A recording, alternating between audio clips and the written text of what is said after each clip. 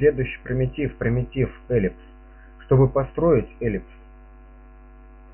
нужно знать два диаметра или радиусы эллипса.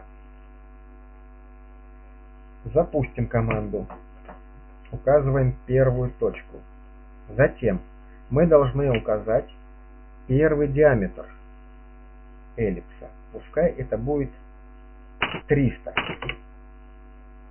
Выбрали направление, указали 300, жмем Enter. Затем автокаду нужно указать второй не диаметр, а радиус. Ну, пускай это будет 50. Жмем Enter. Все, эллипс построен. Проверяем.